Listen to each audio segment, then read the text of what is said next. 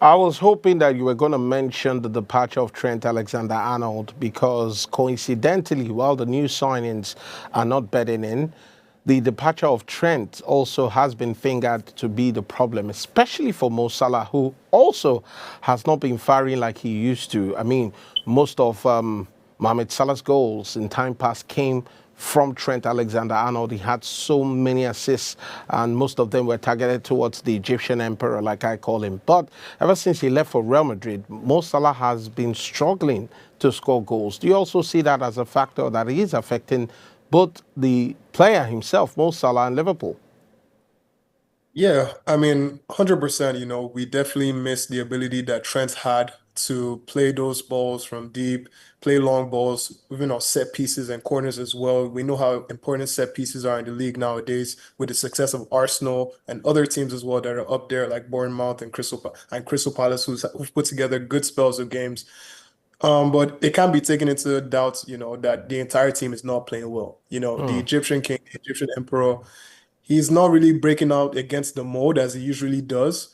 Some people factor age as a potential number, but I think like nowadays footballers are in such incredible shape and are so particular about what goes into their body and like their performances that I wouldn't say like age is something that will play a factor in it as readily as now. As we've seen, he does come every now and then with a good goal, but good that you actually mentioned Trent because towards the end of last season, and actually for the majority of last season, he that wasn't his best season in the Liverpool shirt. We won the league, but he was injured a lot. And then you bear the reason, was he injured a lot or was he taking those Spanish lessons? Because Konate now might be taking those same Spanish lessons because he also hasn't been putting together those efforts that, are so synonymous with like his name and his presence. So all around the defense hasn't been good enough, and it starts on the defense. But I think any Liverpool fan will be hard pressed to find one specific reason why the team isn't performing up to standard. Mm. Well, we do hope that, of course, he's the man to turn the team around, talking about the current manager, Arne Slot. Well, let's Liverpool lie low for now. Let's leave them and focus on Manchester United, another team in the Premier League. We know how difficult it was for Manchester United, especially with the arrival of Ruben Amorim, the sacking, of course, of Eric Ten Hag. Last season, finished 15th or 16th? Yeah, 15th in the league, just above Tottenham in 16th. Both teams played the Europa League final. Manchester United played well in Europe. They were unbeaten up until that final. They lost that final. But this season, with the addition of Matheus Cunha, Brian Mbeumo, and Benjamin Sesko, although Benjamin Sesko has not been firing on all cylinders, but it just looks like Manchester United appear to be better than they were last season. Are they in the right direction right now when you look at Manchester United? Two draws back to back, first against Nottingham Forest, then against Tottenham. Matters Delete heading in that 96th minute goal after Richarlison thought he had won the game for Tottenham Hotspur. But again, I mean, Manchester United and Ruben Amorim, are things starting to go in the right direction for both? Well, considering that much of last year they were going in the other direction, I would agree with that point that they are going in the right direction. Mm. Against a Tottenham team that wasn't too good against Chelsea, I watched the entire 90 minutes. They didn't really put much chances together.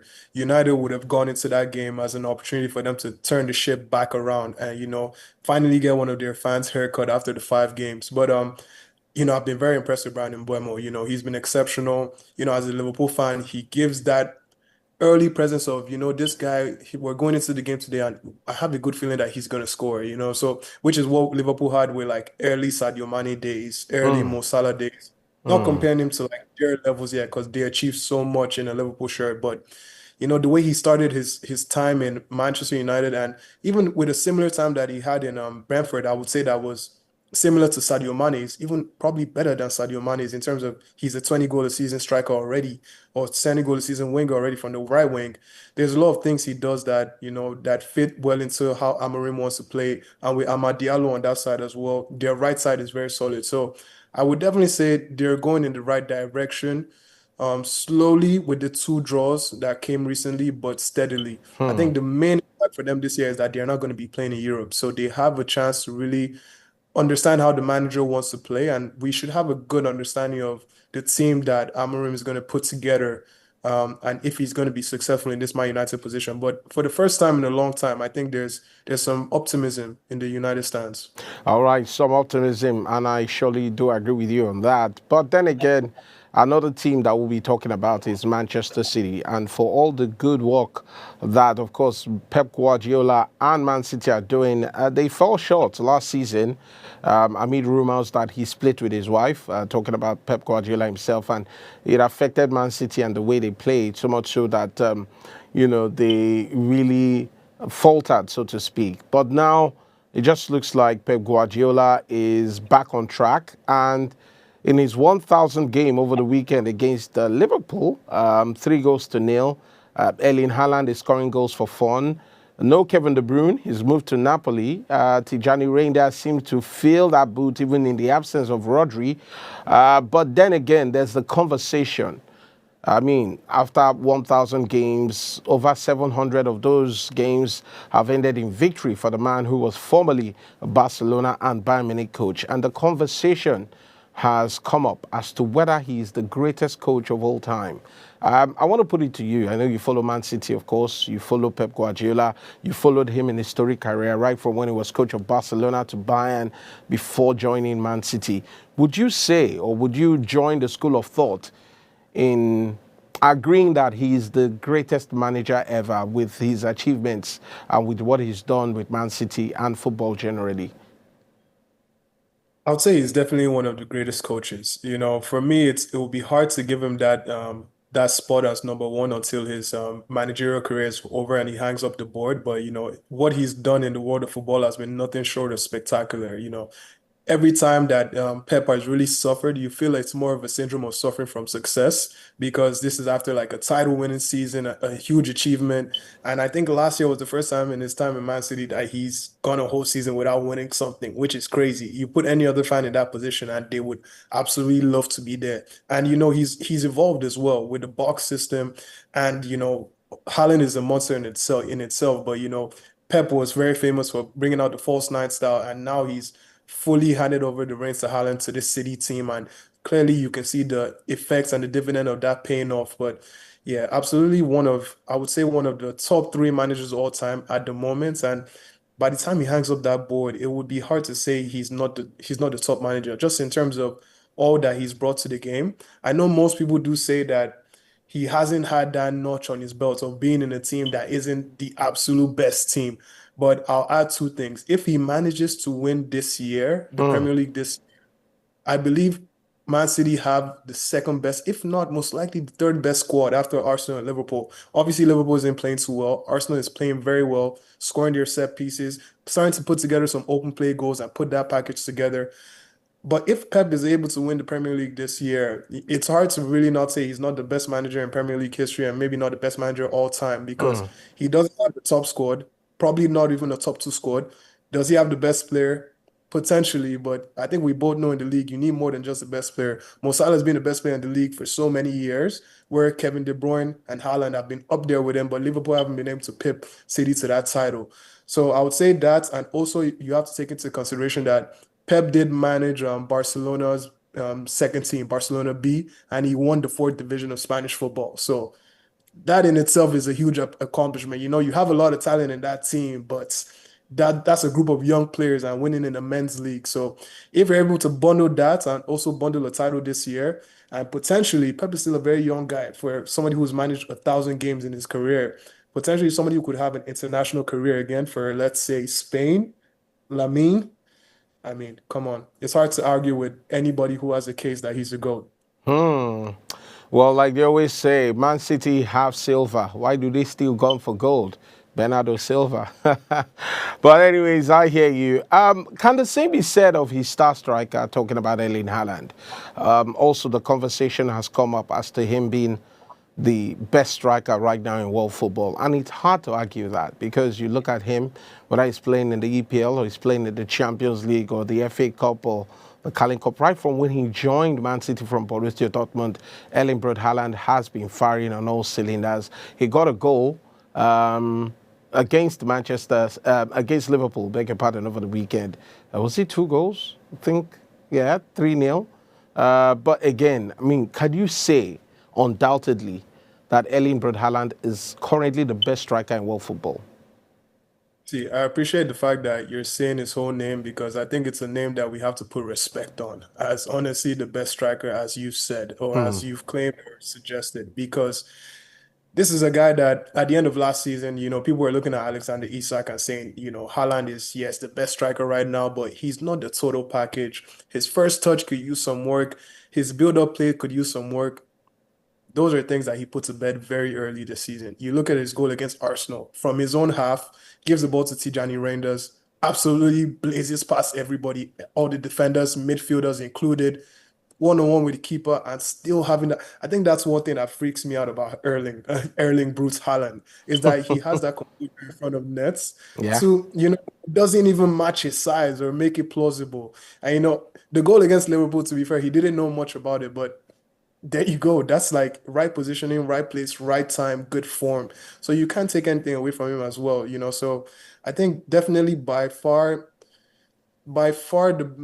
actually by far is not the right term. The best striker in the game, but what those guys are doing in Spain and Germany, Hmm. Mbappe and they're moving different. I know So, Mbappe didn't so, play the so would you rate an Mbappe over Haaland? Maybe Harry Kane as well, because he's also scoring goals for Bayern in Germany. things that Harry Kane does are absolutely phenomenal. I saw the game against Borussia Dortmund where he dropped into centre back, he dropped into centre defensive mid and was pinging balls. I understand that that's amazing, and he is scoring goals as well. And Bayern looks to have a very strong team this year with the addition of Luis Diaz. But you can't take it away from Haaland and what he's done this year. He's been absolutely brilliant. He looks like he's going to score every game, and he looks like he's going to score more than one. Hmm.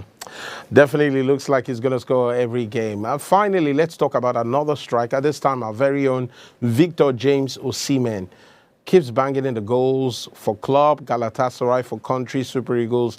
And he did so again against Gabon. 2 goals for him in a 4-1 win over Gabon to actually get the Super Eagles through to the finals of the playoffs, which, of course, they will battle either Congo, DR Congo, that is, or Cameroon. But let's talk about Victor Osimhen.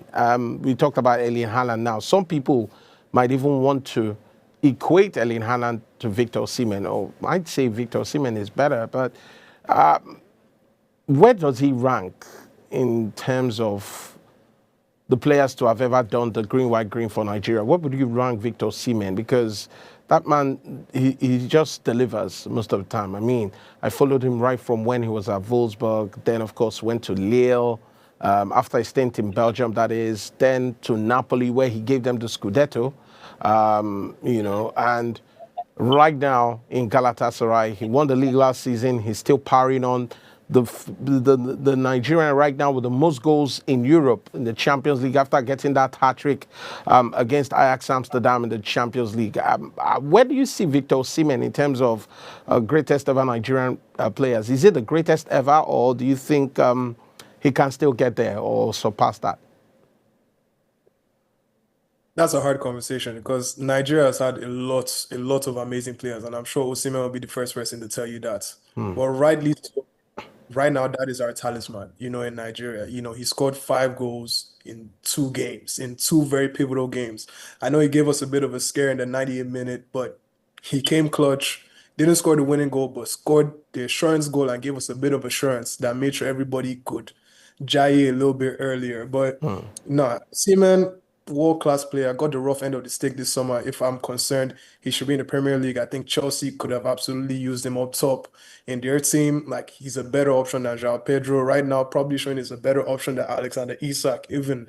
But he's a great striker. He just looks like he's in that same company of Haaland where like their language is just scoring goals. He doesn't do it the same way as Haaland does in terms of maybe it doesn't that element of composure isn't there, but the thing is that he puts it in the back of the net and he does it in a way that the ball is going to go in, Hmm. to a certain degree, which is Hmm. why I think some of us were a bit shocked with the misses because we're just like, Osimhen there, you round the keeper, or you chip it, or whatever he wants to do, he can normally get the ball in the net. So I'll say right now a talisman, but in terms of that next step, and you're looking at the greats of Nigerian football, you're looking at Papilo, you're looking at JJ, you're looking at Rashidi Yakini, you're looking at, all these great players and great strikers. You're even looking at Yakubu as well, who was like his career in the Premier League is untouched in terms of any Yeah. African player. Even who's so great, didn't score as many goals as Yakubu.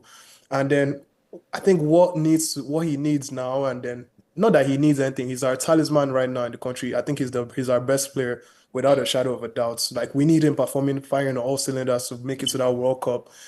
But we need to get to that World Cup. As I'm sure you've seen how many Mikel interviews. Mikel was probably not our best player throughout. Sometimes was our best player, but acted as our talisman. And the teams that he was part of, they made it to that World Cup. So I think it's more of a thing of pride as a Nigerian and being the skipper of a Nigerian team that you take that team to the World Cup. So I think being able to go to that World Cup and taking that team after not being in the World Cup for now, what could potentially be 8 years, will be a huge achievement because now having missed it, I think we can all appreciate it a lot more than we did 4 years ago. So it'll be a huge achievement in itself. And then, I'm excited to what he could potentially do when he's on that stage because Osimhen definitely right now has that chip on his shoulder, and he plays Hmm. like he has that chip on his shoulder. Every time he takes that mask off, he's like, "Look at me, I'm the one." So, Yeah. I love everything I'm seeing from the guy. He looks like he has a good character, good knack for goals. He missed that chance, didn't put his head down, still got involved. Even the pass that they eventually scored, he made himself available. So, a player that is not shying away from the moment, a player that I think that we need in our team right now to be firing all cylinders to be successful, and definitely up there, but ways to go in terms of, being the best ever because Nigeria obviously is such a privileged nation to have had so many fantastic footballers. But there's nothing you can say right now from his age and his play style to say that eventually one day he couldn't be that guy. Hmm. Wow, Mike, what can I say? Always a delight to have you. But before you go, quickly, in less than 20 seconds, I want you to give me teams that will finish in the top four in the Premier League. What is your prediction? Top four Premier League. Let's go.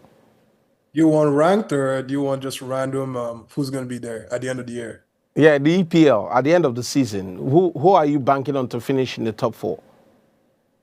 Okay, so we'll go Chelsea at number 4, Hmm. Interesting. Man City number 3, Okay. Arsenal number 2, and Liverpool first. Okay. It's not looking like it, but hey, you got to stand on business. I hear you. I hear you. Wow, Mike, thank you so much for joining us this moment in time, and we'll definitely have you again, no doubt. Thank you. Cheers, it was a pleasure. Thank you for having me. All right, then. Well, that's been it right here. Football in Focus on M4S Sports. Until next time, Okoroji Chidozie here saying, do enjoy your evening. God bless you.